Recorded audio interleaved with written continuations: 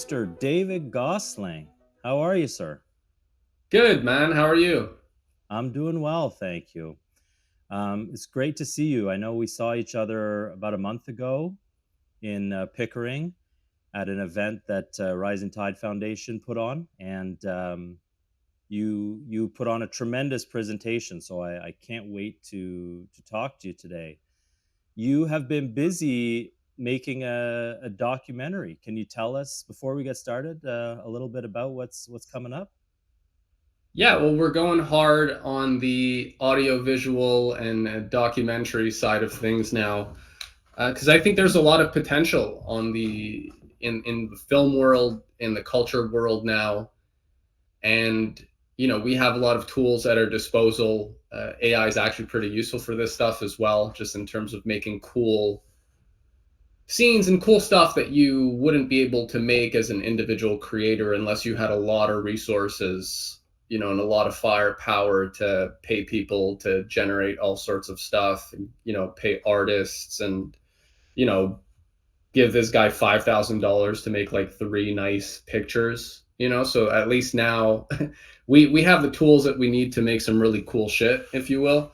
So we're doing the new Edgar Allan Poe documentary that's going to completely transform people's idea of Poe, and basically destroy the official story as of Poe as this kind of guy whose stories were really just the product of his own sick mind. And you have all these cartoonish kind of Halloween grade depictions of Poe.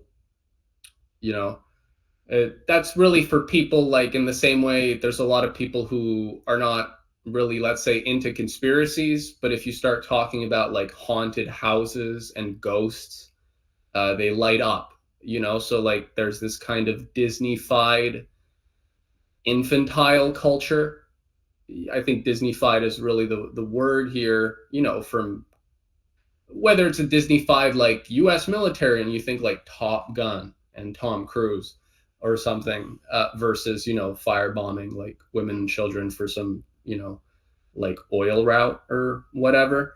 So yeah, things, people have been infantilized, and the Poe myth, the Poe mythology is a good example of that. I think about it, it's the same way that a lot of contemporary artists, they have to violate the Mona Lisa. So it's like whether you put a cock in her mouth or she's like vomiting or something, you have to like defile her.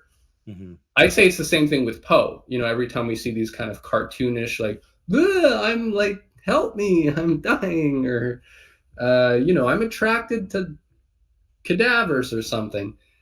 You got the same thing.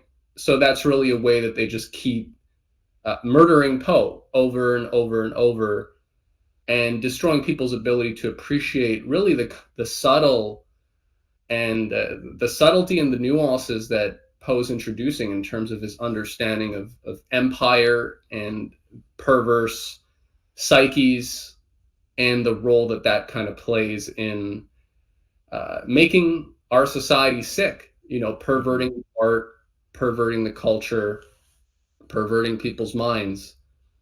So yeah, that documentary is all about really delivering a pretty fatal blow to that whole perversion operation on the Poe side, but also just in terms of American arts and letters as well, and the kind of American literary culture, which there's always been a fight to kind of have a unique kind of republic of letters in the United States, and there's always been attempts to snuff that out. The example of Poe being, you know, a prime example. So yeah, that's what we're working on. That's going to be ready next 3 days. So it's been a pretty intense last week, but I've been working on this for the last 2 months. So yeah, we're getting ready to go hard. Well, thank you for taking the time out to do this today. I can't wait to see that. Wow, so three days. I mean, that's going to be soon. I'm really looking forward to watching that. Um, I know exactly what you mean about Poe and his defilement culturally how important he was during his time, and how his memory has been completely reshaped by his enemies. And I think that that kind of spins nicely into what I'd hoped to talk to you a little bit about today, which was the talk that you gave last month that I got to listen to, about the power of myth and the myths around Poe, um, which have suppressed his what he had hoped would be his true legacy. Um, you talked a little bit about the document Changing Images of Man and the Stanford Research Institute. For those who don't know, can you give a little bit of background on those? Right.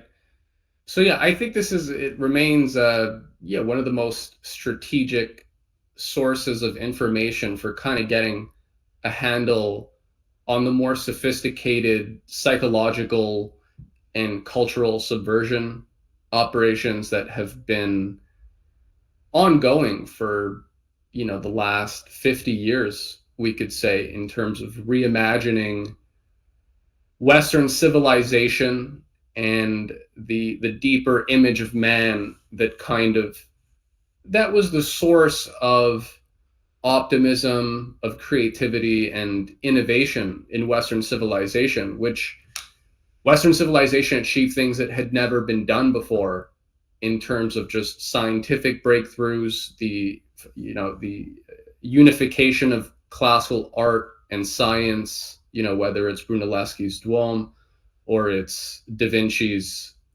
advanced perspective and ability to just capture uh, really sublime themes, right? Like the Da Vinci's Last Supper, if you compare that with other renderings, he's really getting at this idea of the man is made in the image of God, which is mediated through the image of Christ in terms of how he sets up the whole perspective. But there's countless examples, and it was also the legacy of ancient Greece, right? Classical Greece, where the role of philosophy in informing the decisions of man, right? Going beyond just romantic images of heroism or all sorts of romanticism and I guess we could say more what would you there are the more archaic ideas of man. There was a new sense of progress, right? Of change and development. And the SRI document is really about how do we rewind the clock on the Renaissance and sort of the classical ideal of progress and beauty. With an eye, they're looking at archaic civilizations and the organization of archaic kind of tribal culture. And so this goes into cybernetics and feedback loops. How do we create a new system of feedback loops, largely using imagery to transform, to reshape, repattern how people think of themselves, what people think of as progress? Because traditionally in the West, the idea was, well, progress means that people feel, they're not just thinking about how do I put enough food in my baby's tummy, or how do I pay my tithes to the feudal lord or the emperor. There was a new quality of agency, that you had an ability to shape the fate of your fate, your family's fate, your community's fate. And that meant people had to know things. They had to get involved in politics, in government. And that was a pretty revolutionary idea, right? You find it going back to ancient Greece or elsewhere, but like many great ideas, they take often hundreds, if not thousands of years to really bear the full fruit. And even then, right, there's still a struggle over that. But the concept that man should not just be governed by some kind of hereditary bloodline system, it's kind of understood that, yeah, that's a bit outdated. But if you look at the ideas that are promoted in the changing images of man, it's really about going back to or advancing an idea of scientific paganism. So like Gaia worship, an earth centric idea of the cosmos where man and nature are not treated as separate, which is that's one of the essential sort of principles in Judeo-Christianity, is the idea that man was made in the image of God, and therefore he's a co-creator, right? He has a divine spark, and he can participate in the process of creation. And so, Genesis says, multiply, be fruitful, subdue the earth, right? Man is not just an animal that's meant to just survive, or it's not a survival of the fittest, right? But there's actually has to be a higher principle of mind and creativity that animates man's works and his vision. So this gave rise to a lot of progress, a lot of change that with the American Revolution or even the Renaissance, the old, outdated, feudal, oligarchical ideas were not really able to keep up, right? And they had to eventually adapt.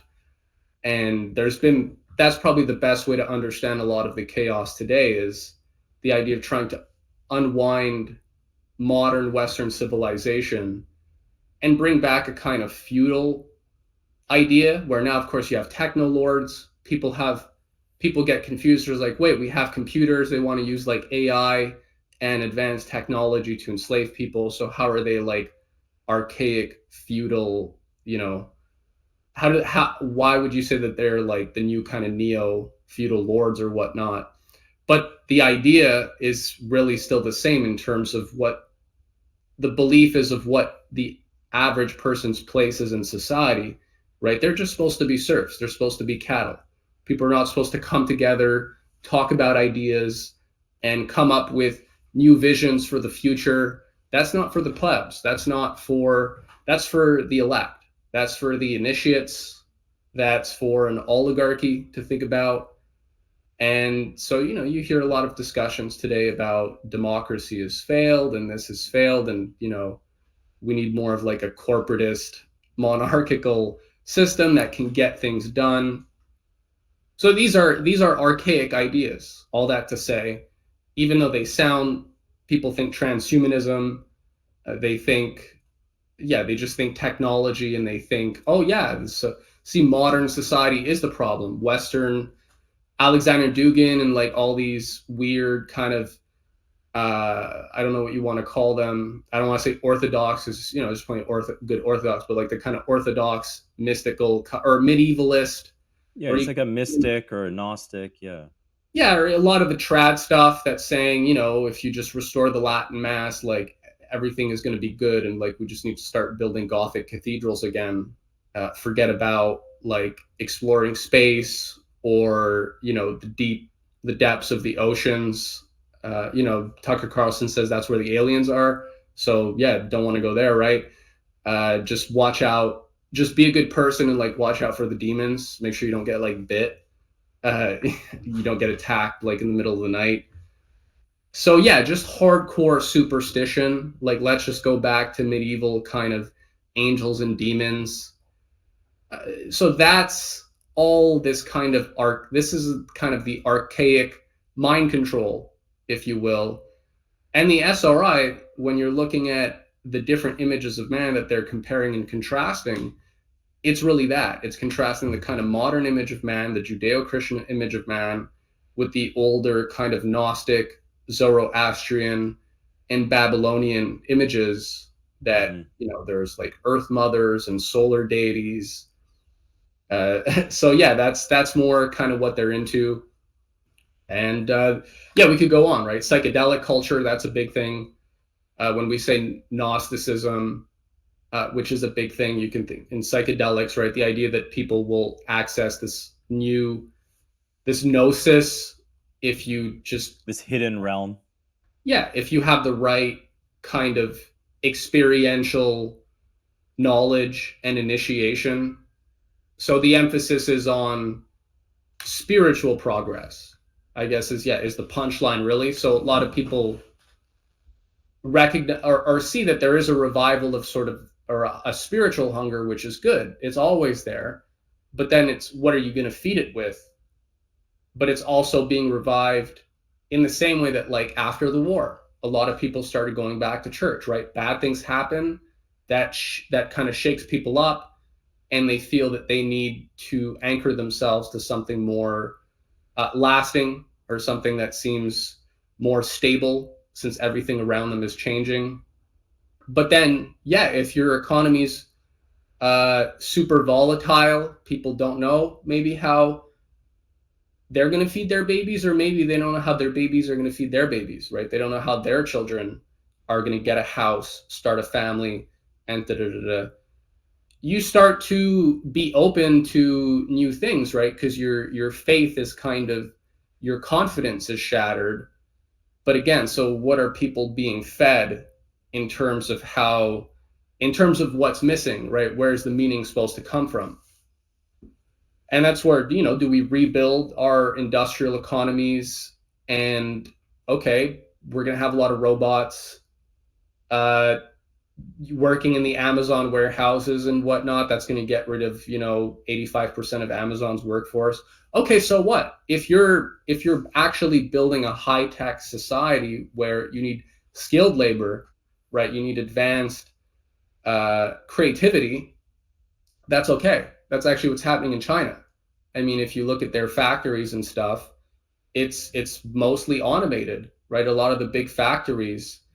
I saw there was an interview with like the Ford CEOs and other big, industry American CEOs that toured Chinese companies, and they were blown away. They're shook, as the young folks would say, because they're just so advanced in terms of the economy of labor and just the advancements in AI and manufacturing. So you could do that, right? There's no reason why we don't do that. And then people's confidence levels, their optimism is obviously going to improve because they're gonna have a sense that there's a vision, and that it's worth there's there's going to be a reward if you're make sacrifices and you work hard and da da da. But a lot of young people think, yeah, there's why make sacrifices when we live in this shitty pump and dump economy where we don't even know what's going to happen, and you can't blame them. No, you can't. Yeah, so these higher questions are all at play when we think about what are the dominant images of man, and how does our thinking about the nature of man and the future, how does that shape our morale, and whether we choose to actually be creative, uh, and think about locate ourselves within history and the future, or if we just try to become more cunning so that we're better at playing a game and staying ahead without a sense of any greater vision. That was long, but yeah, I think these are all things that are bubbling to the surface now, right? Yeah, no, I think you made several excellent points there, to jump off from. Um, Talking about the youth and the pessimism today and the pump and dump economy, and my hope is that we the Western oligarchy is now facing tremendous pressure from China, and China was never supposed to do what it's currently doing. You go back to 2005, China was the model for free trade globalization. They were supposed to be the world's sweatshop, very cheap labor, poor labor conditions forever. And then Xi Jinping comes along and they're suddenly reinvesting all the money that they're making in their population. They're following American system principles. They're creating state banks for agriculture, for infrastructure development. They are leaping ahead technologically, and they are such now a threat of a good example. I saw an article yesterday about CEOs who are coming back from China terrified because of the examples that they're seeing and what's happening in China, and that the West is falling so far behind.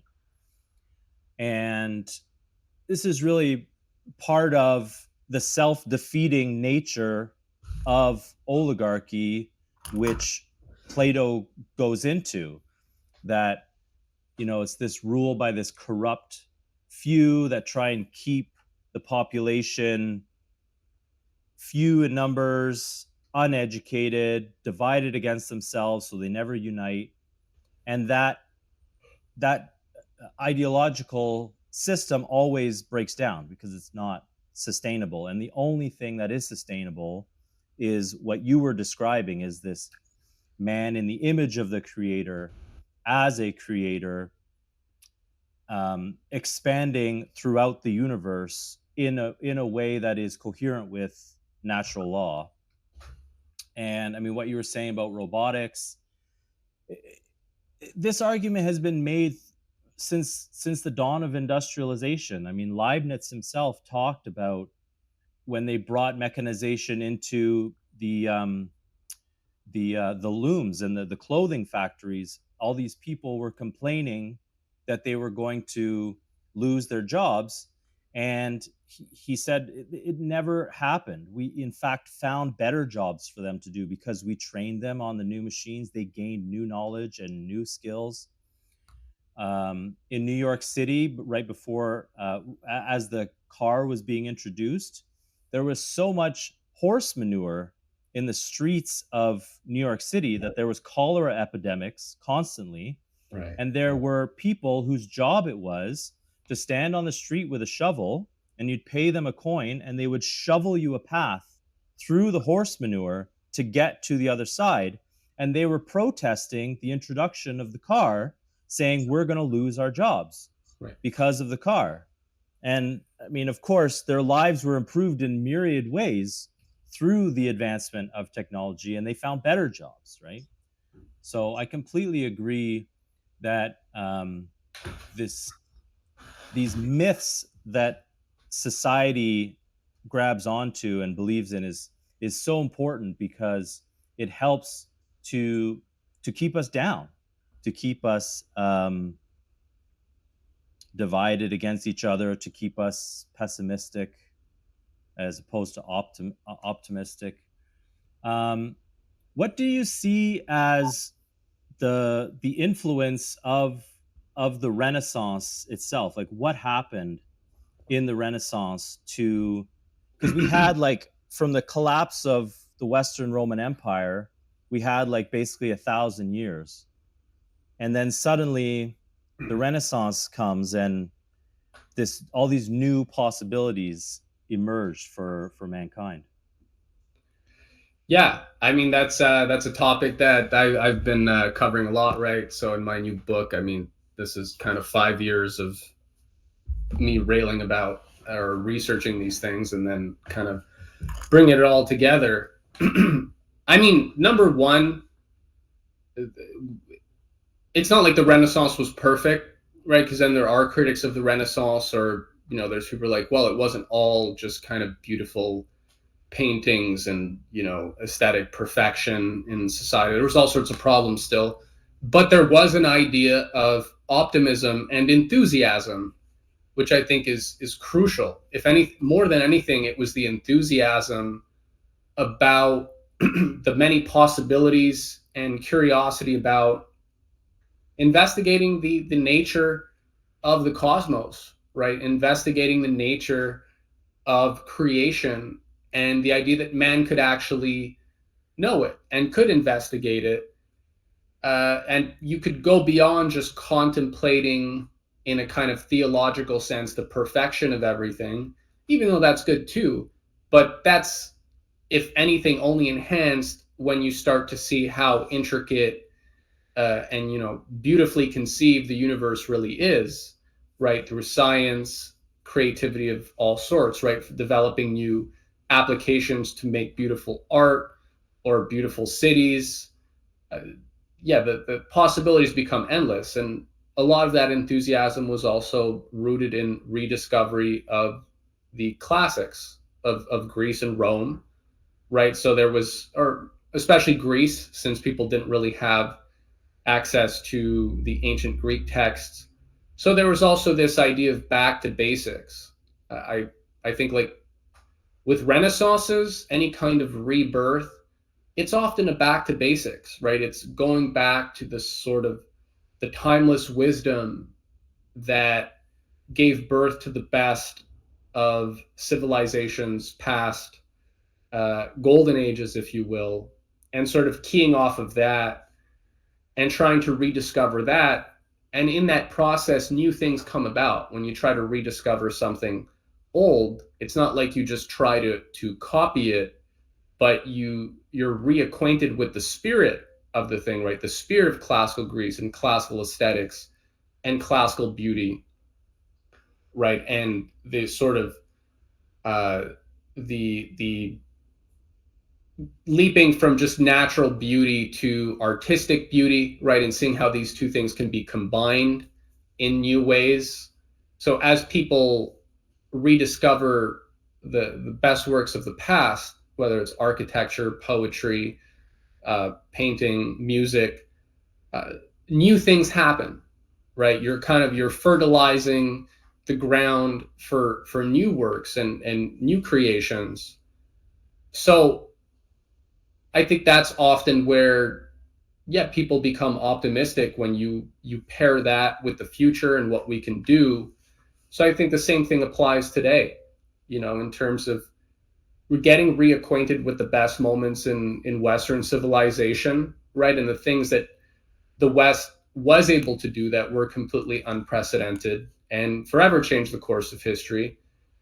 If you still, a lot of the biggest tourist destinations in the world, I mean, a lot of them are the beautiful European capitals, right? Rightly so. Whether it's Italy, whether it's France or elsewhere. I mean, I like those two especially. Um, our buddy Matt was just in Prague. Heard that's pretty nice, as well as Eastern Europe has some beautiful places. So there was something inspired and divine that made these things possible. And if we get reacquainted with that spirit, we become excited, right? We become optimistic because we realize that spirit is just as, it doesn't go away, right? You can't really kill it. And if anything, I guess that's one of the key realizations to overcoming oligarchy, the oligarchical mindset, is the idea that they can't kill ideas, right? You can't kill ideas.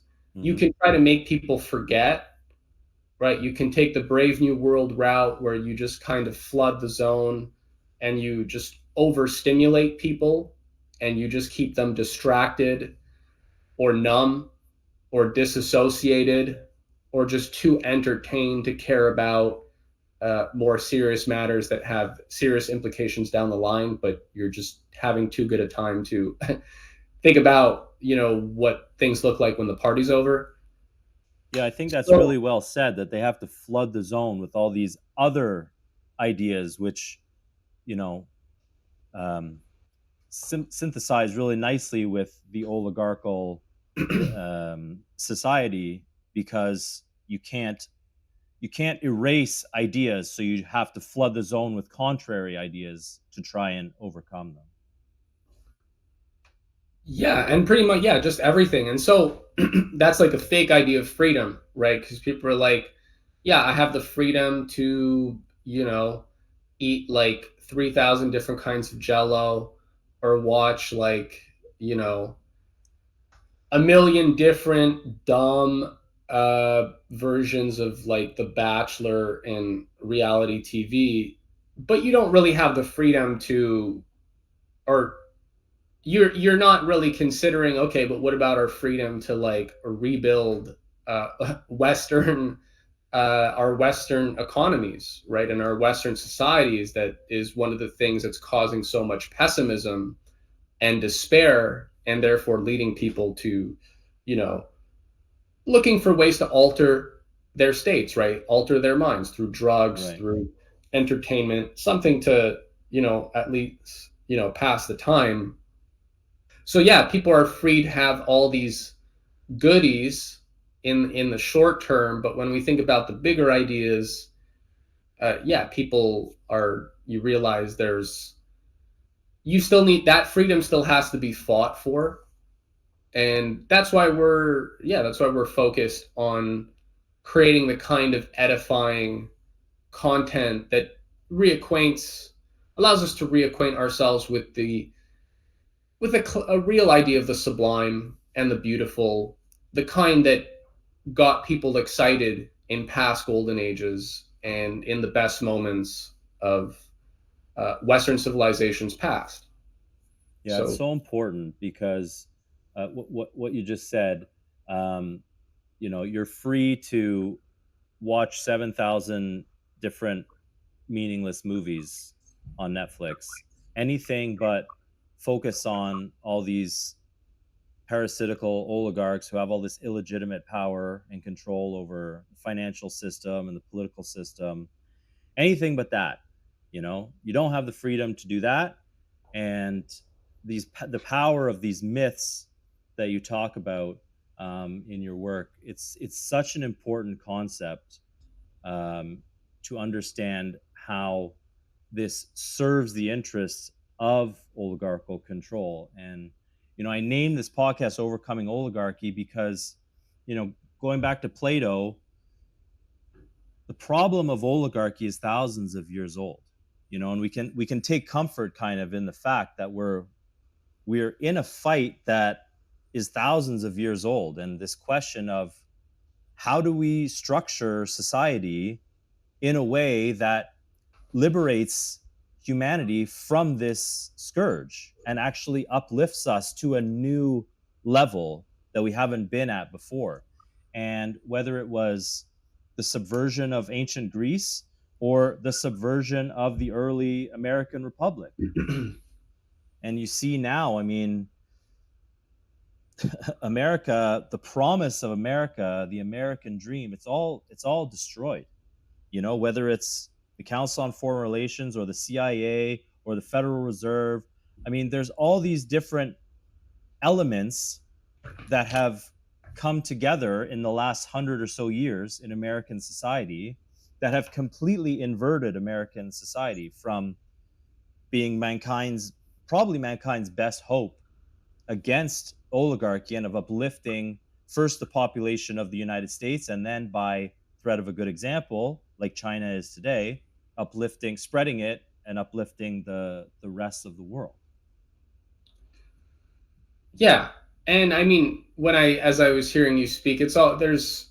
I always think about, what are the critics going to say, and of course, I mean, there's some people who are still, they don't do conspiracies or whatnot, and my take is really that saying you don't believe there are any conspiracies is just as radical as believing everything's a conspiracy, Mm-hmm. right? It's just two sides of the same coin. So the QAnon sort of, JFK's, in his bunker, and he's going to be here any moment now. JFK Jr. Yeah, I heard he's coming back With next week. Marilyn Yeah, Monroe too. She's yeah. older, but she's gonna make an appearance as well. And actually, she still looks great apparently.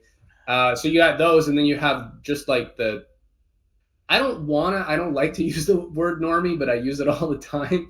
But it's the aggressive kind of normieism where there's everything is just as it appears, right? Mm-hmm. Like there are no good liars. There aren't people that are a bit more organized than the average person who, as one guy I was talking to was saying, is one of his observations about like human nature is that he said most people just want to get paid and they want to get laid.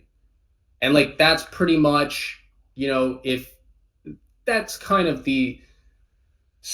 that's the sphere that confines most of their activities. Sure, maybe they do other things and whatnot, but they're just looking to survive and, well, reproduce at a certain level, which is fine. But there's not really, if you want to do those things, but you want to do those things in a society that is not doomed, ideally, right? So yeah, to go beyond that, you need a different kind of identity, which I think is the real issue with the, you know, radical conspiratorial thinking versus just hardcore normie. Everything is just as it appears. The nuanced route is that no, there are conspiracies, right? Plato, again, we go back to Republic. He outlines the different kinds of. He says there's many different kinds of states as there are kinds of men, right? And he lists the different categories of men and the characteristics, personality types of each one, right? So he has the tyrant, he has the Democrat, he has the oligarch, he has the timocrats, the aristocrats, and the philosopher kings. And they're all different types. And naturally, in real life, there's probably not really many people that are just one thing, right? There's always ultimately a cross between different characteristics. But yeah, Plato's idea of the oligarchy is, I mean, it's a clear category, right? Rule by the few. So that small circle that kind of has the levers of power, which I mean, if we look at, yeah, I don't see if that's still controversial in 2025. Congratulate. I mean, you must have a nice life, right? You must have Mhm. a really nice where you just everything is fine and you just It's not never. apparent to you at all? Yeah. It's like, wait, the U.S. president's about to like pardon Diddy and Maxwell, and like none of the stories ever add up. For like who was this kid Matthew Crooks? Who was this other shooter? Like, how are these guys? Uh, I mean, when you FBI is always in on it, is always investigating it, and we just never learn anything. Anytime they investigate, we just never know anything about any of these people, and we always just have to believe it's a lone shooter. There's a lone shooter. Uh, so these are myths, right? These are kind of like myths that hold the narrative together, and people don't want to have these sacred myths, these modern sacred myths. If you shatter even one of them, it opens a whole can of worms. Yeah. But in my view, since people are big on or increasingly thinking about spiritual questions and what's going on in the world, my view is that there's no greater spiritual experience than kind of shattering one's own illusions. And if we're not willing to do that, how could we think it appropriate to want to shatter other people's illusions, right? Get into debates, intellectual arguments, or philosophical debates about things that are suggesting other people are fundamentally wrong, but yet we've never had an experience of being fundamentally wrong, right? You're not in spiritually, you're not in a very good place if that's how you approach life.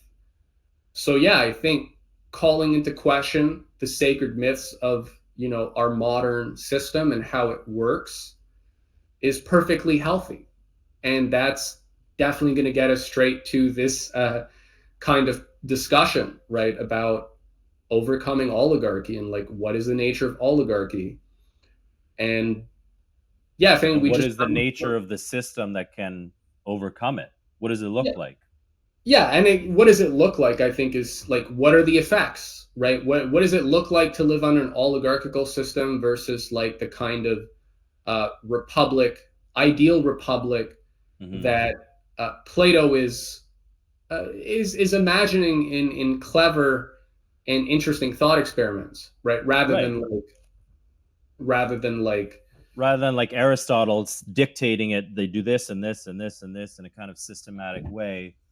Plato, and that's one of the things that gets attacked on all the time, is like yeah, people take Plato literally, yeah, and it's not seen as it's a thought experiment. He's hypothesizing, he's trying to get at the answer, but at the same time, going back to his theory of forms, that we exist in the imperfect world, not in the perfect realm of the forms, that we will never get the perfect answer.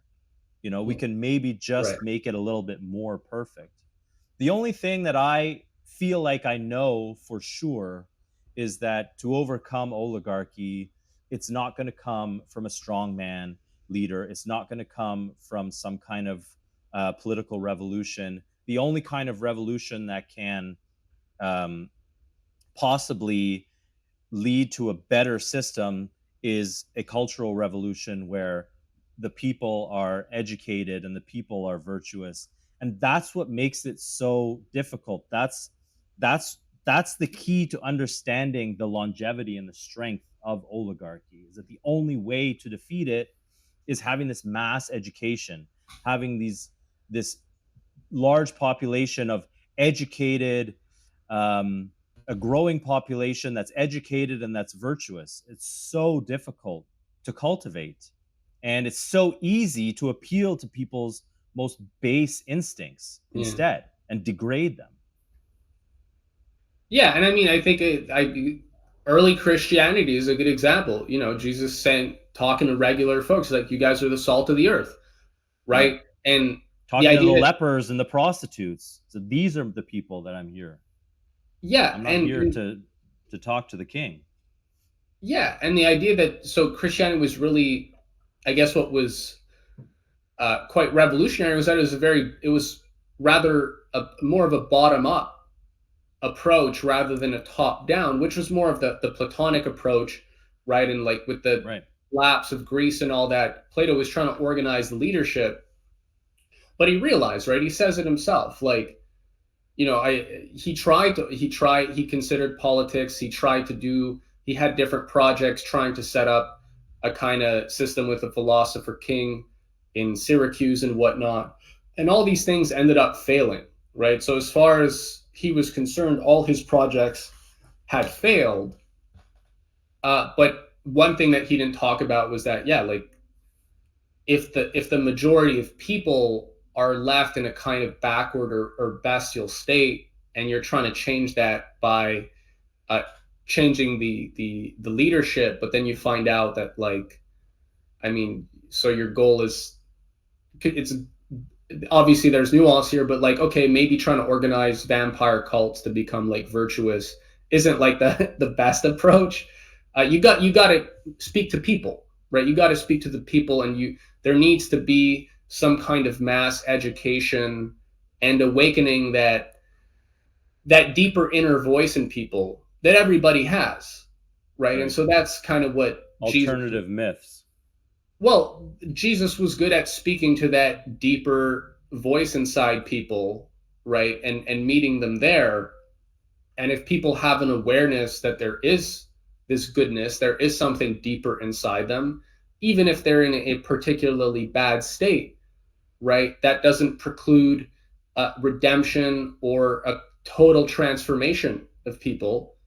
And you also notice that in terms of types, personality types, it's harder for people who, you know, if you come from a kind of oligarchical background or a very well-to-do background, sometimes it can be harder to change because you don't have the kind of pressures that other people experience.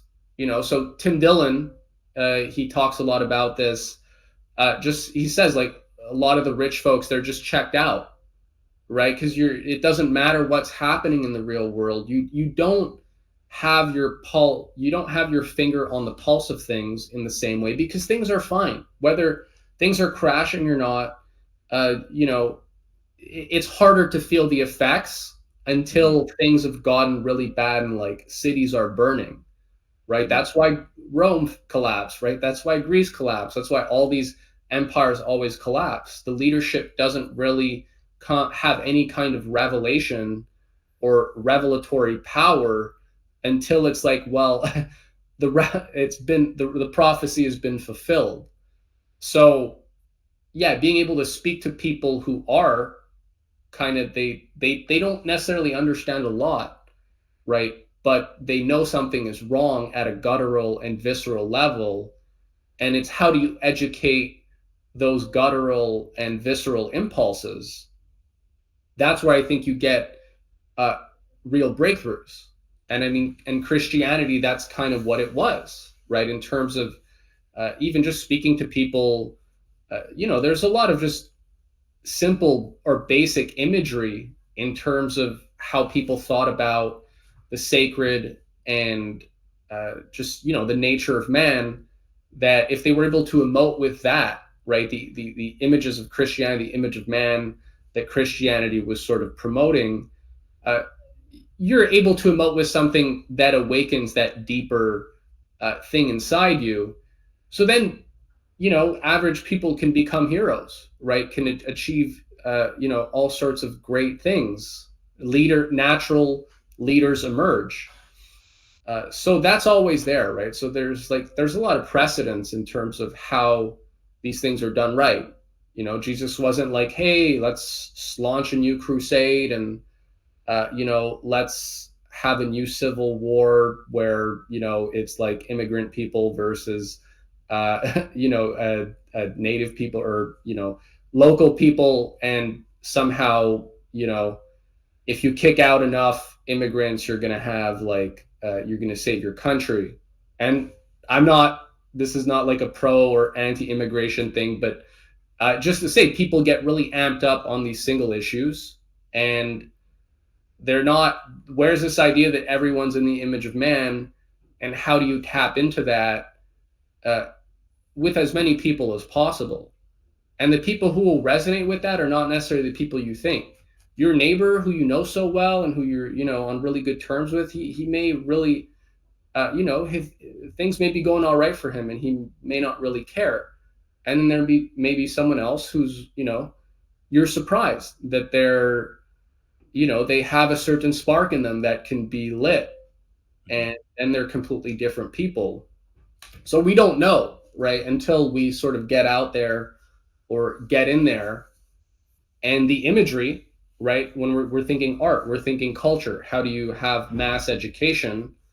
uh, a lot of it is image making, right? And which is how I think about poetry and the film project, the films that we're making, is how do we create the kind of imagery that will actually speak to that deeper thing that's there. Mhm. Like, I'm not making anything up. I'm not, this isn't some discovery I made. Like, I'm just this is how it's always kind of worked. Unless we can awaken that deeper sort of nobility and hunger for virtue and enthusiasm about the potential, the innate potential. If you can't do that, then like, what are you making images for? Number one, like you're just looking to like, illustrate your what I don't want to make a bad joke, but you get the point, right? So image making is powerful. Yeah. Historically, Yeah. the SRI understands that. The early church fathers understood that. Plato understood that. That's why he spent so much time talking about the poets in the Republic who were the chief image makers. And modern Hollywood, or that institution historically, because Hollywood's kind of like dying now, but it's being taken over by tech platforms that are Mhm. actually making like better films and movies and series than traditional Hollywood.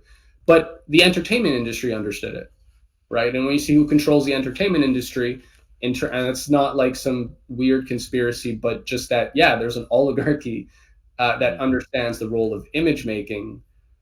Then yeah, Absolutely. that's probably crucial, right? Because people will watch movies. They won't Mhm. necessarily sit down with you and read a whole 3 hour Plato dialogue right away, or at least not at the beginning, but they will watch a cool movie. Yeah. So yeah, I think that's important. Yeah, I mean, there's so much there. You made so many great points. Immigration. I mean, immigration is not inherently bad. America was built on immigration, but it's not hard to see how mass immigration, just flooding into your country, helps to destabilize society Sure. and Yeah, serves the interests of the oligarchy.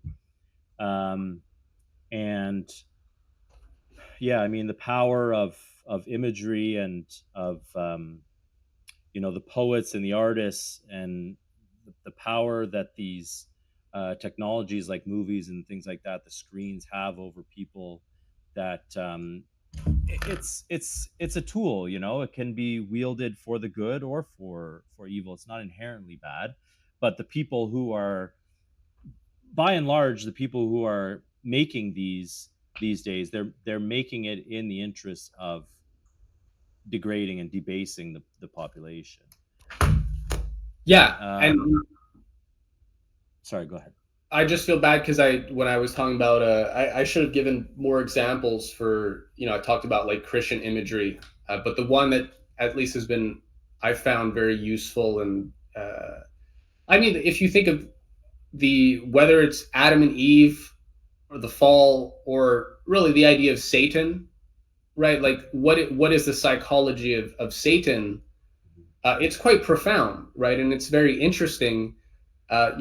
Lucifer was one of God's favorite angels, and he was very smart, right? And the traditional psychology or profile for Satan is he's very charming, right? Devilish good looks, like you're gonna get along. He's funny. You're gonna laugh. He's probably got better taste than you. He has nice things. He appreciates nice things. He tells good stories. He knows how to tell a good story. Most people don't, right? So already right there, he's pretty savvy.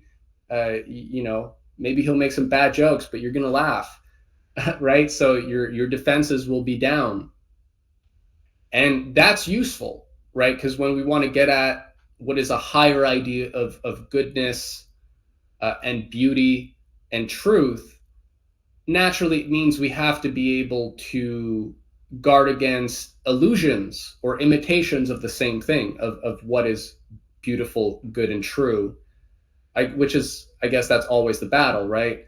And so Satan is very good at telling you things that sound very compelling, right? That are very provocative. But there's also the weak point, right? Naturally, is pride, right? Which is a nice insight when we think about how the oligarchy today has kind of shot themselves in the foot, because they were thinking that like a 5,000-year-old civilization like China, or even, their main targets are China, Russia, and Iran. And so they had a certain preconceived notion about these different civilizations and how they could all sort of be enslaved. But, China kind of flipped the script. And as I like to point out, copied the best of the American political economy, right? The spirit of innovation. That was really, it was the American system that they've really sort of keyed off of, and they learned, right? All the technology that they've developed that now they're kind of almost surpassing, or yeah, there's different debates of different things, but it's because they studied, right? They learned how to use and apply the technologies that were sort of being imported for the sake of making them these, this client state sweatshop, as you said. So, yeah, the oligarchy was quite confident that it could have this kind of H.G. Wells, what is it? It's a time machine. I mean, he does it in a lot of different places, but the kind of Wellesian, you got, what are they called? The Molochs, or Yeah. Molochs? And the LOI. So like you got the dirty kind of manufacturers that live underground in caves. Yeah, working in the dark in these dingy conditions. Yeah. Yeah, and then you have this sort of the indolent sort of utopian LOI that live above. And I mean, the movie it's cool, right? It's Disney-fied a bit as well. The time machine there, that I forget. I saw that when I was it was a while ago, but it was a pretty fun movie. At least I remember I was like 10 or something. But yeah, so that whole idea failed. All that to say that the satanic has some weak points, right? It's got some interesting qualities that are at a certain level admirable, right? Who doesn't admire somebody who's eloquent? Who doesn't admire somebody who's charming and knows how to make a good joke, right? They kind of can command a crowd easily. But yeah, aside from pride, the idea, I've heard it discussed in different places, is there's also pride on the intellect, though, in particular, right? So Nicholas of Cusa makes the point that, or there's a debate, there's historically in Christianity, do you need grace to be saved, right? Can you be saved by your intellect alone, per se, by sort of being self-reliant, and I guess there's a bit of a Protestant kind of idea there as well, and just kind of make it yourself.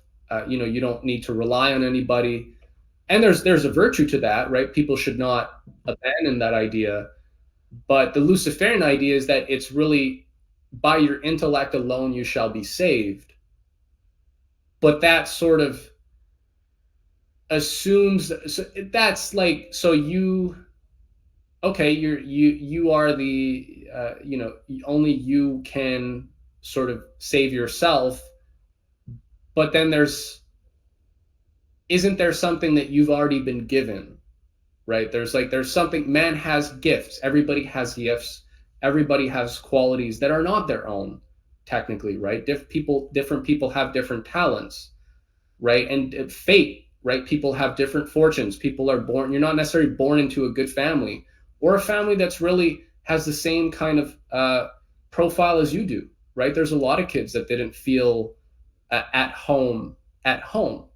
right? Their parents, if somebody's more into the arts or something, and dad likes football and mom, whatever, likes, I don't know, pottery, or, well, then well, that's a long story.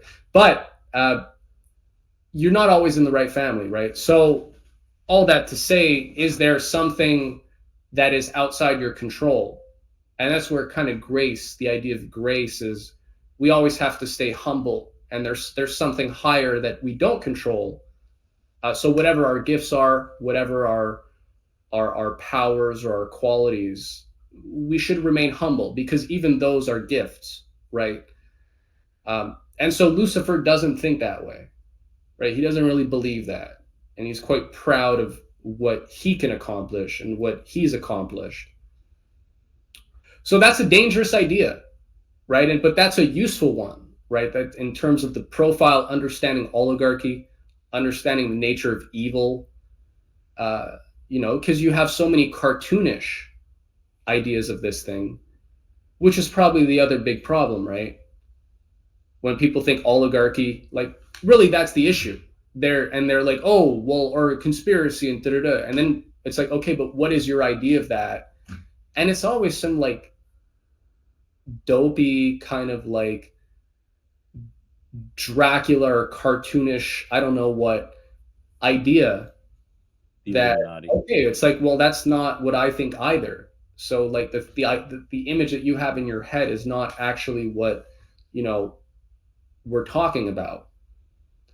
You got these cartoons, just like with the satanic idea. People have like this Halloween plastic devil horns idea, and so what you're talking about sounds completely foreign, or is completely foreign, though they think you're talking about like the plastic devil horns. I have a neighbor who he puts on a huge display for Halloween, and it's so like satanic and gruesome. Okay. And like he does it to raise money for charity, and that's fine. But like his favorite day is October 31st, and my favorite day is November 1st, when all the Satanism goes away, and we start getting ready for Christmas.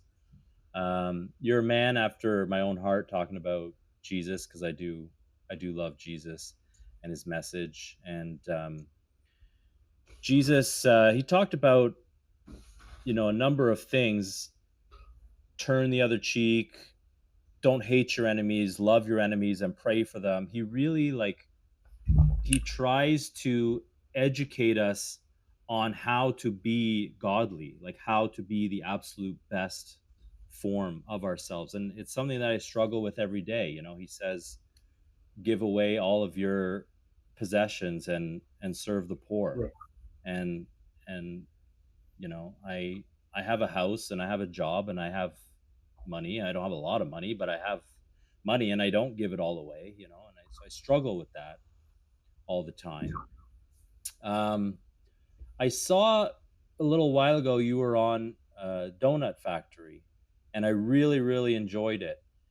You were talking about um, Laurel Canyon and MK Ultra, the Manson family, and it really tied in really nicely um, with Plato and his discussion of oligarchy as well. Like, you talked a lot about these pole shifts and how it kind of bounces between, one to the other.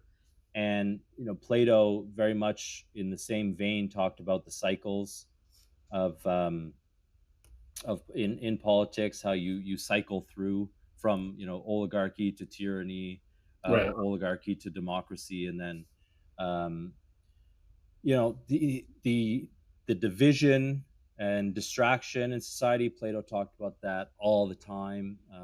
The erosion of virtue and the promotion of just like the most base forms of human existence, and the use of culture as a social control. Mm.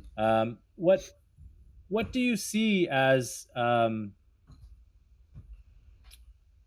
well, I don't know if I have a question there. I just wanted to talk about how much I enjoyed what you were saying, and if you had anything there, that if you wanted to expand on that at all. What was the context when because you were saying I was talking about the vacillating between like what the radical Yeah, right, you went radical from left, like and like radical radical individualism to right. traditional, like you were saying, Latin Right. mass and Right. back and Which forth. again, I have nothing against. Some people are going to think I'm like because I always use that as an example. I just think it's like a useful example. I have no problem with like a Latin mass or whatnot. I think people will. I say all sorts of things, right? So people won't necessarily. I say them. I should be a bit more careful with my words. But yeah, just to say that again, yeah, there's a romanticism though. So yeah, just going back to Latin mass, I think people kind of it's like, well, what about the spiritual question? Right? Like rituals aside, rites aside for a second, because there's people who takes the rites very seriously, but I've had this experience personally. The people that take the rites very seriously are not necessarily the most spiritual people. Right? Some people like the kind of the formalism of it, Mm, and they can be very spiritually quite shitty, if you will, as people, right? They're very judgmental, they're very gossipy, they're very prideful, like a lot of bad qualities, but they really like the form, right? And yeah, they hate a lot of people, right? they don't really I guess it's more polemic against all the people who like they don't really like anything Jesus says. They like the formalism. They like the idea of tradition and like powerful grand institutions that kind of have like a kind of a mystical sort of power quality to them. They like that.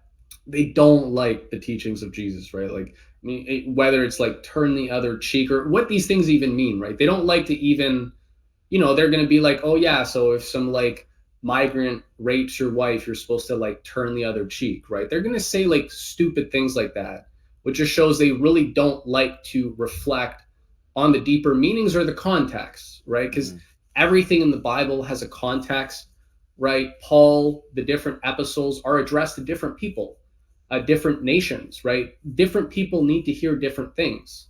Some people are too prideful, right? So they need to hear more about humility. Other people have a lot of self hatred or have a very low self esteem. And it's like, no, you need to love yourself a bit more, right? You don't really hold yourself in high esteem. And so you don't hold yourself to account for that reason. Because if you think you're a shitty person, well, shitty people do shitty things, right? So yeah. you're like, yeah, I'm just a bad person. That's so different people need to hear different things, and context always matters to get the deeper meaning, right?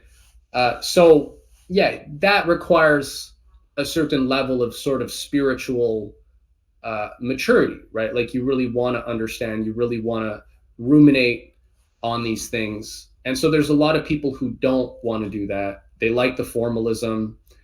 And then there's a lot of people, again, the other extreme is it's just pure anarchy, right? Like they don't want any kind of rules, they don't like any kind of system. It's do as thou wilt. And yeah, they think of Satanism as the kind of like plastic devil horn stuff, but they don't realize that it's really the Luciferian is the worship of the self. Like things are satanic not because you're necessarily you know, not in most cases, not because you sort of worship at like the process church of Satan or something, but it's just this overemphasis on the self without any notion of grace or humility or natural law, right? Which are the things that would allow you to fully develop your potential. That maybe, you know, you have a certain pride or you have certain talents and you pride yourself on that, but you're not, yeah, there are certain blocks. So the yeah, it's really, there's this kind of pure formalist kind of tyrannical daddy energy, if you want to call it, right? Or modern speak. And then you kind of have the anarchistic, uh, you know, kind of Luciferian, whatever, do as thou willst.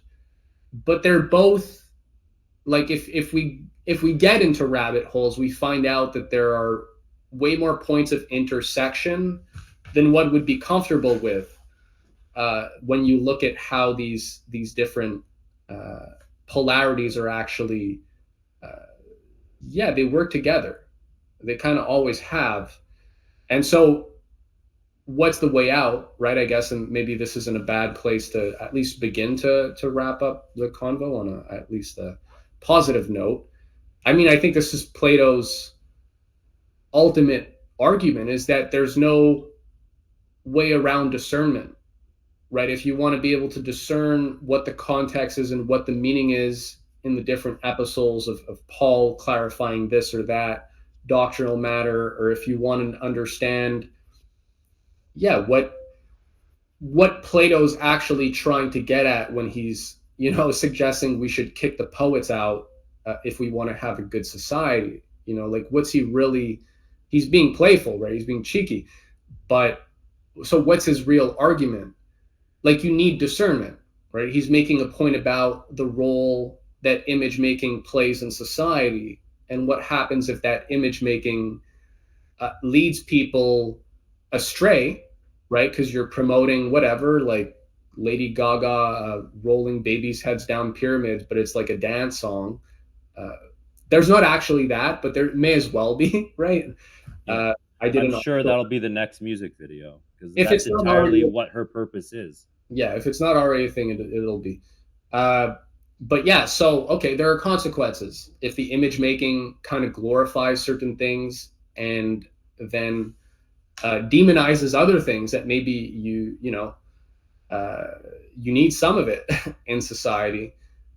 So unless we have our powers of discernment, all these things will, we can only meet them at the level of sense perception, right? We can only meet them at the level of how do these things make us feel at the surface. And different people like different things, right? So different, some people be drawn to more kind of authoritarian daddy energy. Some people will be more drawn to like anarchist, you know, divine earth mother, goddess, right? Dionysian stuff. And one is more Apollonian. But they're both false paths, Mm-hmm. in my opinion. And discernment teaches us that it's not like a fusion or a Hegelian synthesis of the Apollonian and the Dionysian. That's the real occultism. That's the real Satanism. And there is some of that in the coming documentary to like make that clear for people and paint a picture. The union of opposites, that's like the core of like the real dark occultism, is the fusing of these things. And that gets a lot of people, right? Because yeah, there's Yeah, form, sure. and there's a formal aspect to great art, and there's a sensual aspect. That's perfectly fine. But if we're talking about discernment and like the deeper implications, and you got to go beyond these kind of dualities, and there's, you got to change your thinking. So Plato's making the point, discernment is really the key. Like, we should focus on trying to clarify things first, clarifying terms, you know, in the spirit of Confucius, rectification of names. You know, he was asked, if you're elected governor, like, what would be your first order of business? And he said, I would clarify the names, because when the names are not clear, right, laws are not instituted properly. When laws are not instituted properly, punishments are not allocated. properly, talks about like the degeneration of music. Then people don't know how to feel about different things, and there's just mass confusion about everything. Not that we're supposed to just pattern people, but you should there should be some idea of what's good and feeling good about doing good things, and what's bad and feeling bad about doing bad things. And if like that's not even clear for most people at a basic level, obviously your society will collapse, Hmm. guaranteed, right? So it's that very simple lesson at the end of the day. It's super complex, right? Like we haven't even really scratched the surface here at all. We've just identified some questions, but like that's what philosophy is about. It's really about discerning these things, and that's the long road, right? That's the narrow path, and there isn't really a shortcut, which I think is exciting because at least we don't know where we're going to end up necessarily, but we know that there's a narrow path, and like we can begin to walk it, Yeah. and just let the mystery and the humility, these things can carry us pretty far, right? Great points. Um, yeah, one of the crucial insights to have is, like you said, to start to walk the narrow path and realize that there are no shortcuts. And um, everybody's looking for shortcuts these Yeah, days. We'll just elect Trump and everything will get better. yeah. It doesn't work that way, and the ills of society are Or we'll just kick out Trump, right? It's that or there's just your polarity as well, right? right, Either right. both are just like no discernment, thinking caps. We want to put on our thinking caps, and the culture question that you're raising is, yeah, like there's no way around it. No, there's it's the only way to overcome oligarchy, I think, is a cultural shift. And your work and the stuff that you've talked about, it deals with it so well. And it's so profound. You can spend hours chewing on it, and people should. So I don't think it's a coincidence that the state of society and where we are is a place where we're ruled by pedophiles, and our celebrities are Lady Gaga wearing a meat dress and promoting Satanism. It's not a coincidence. Um, Thank you so much.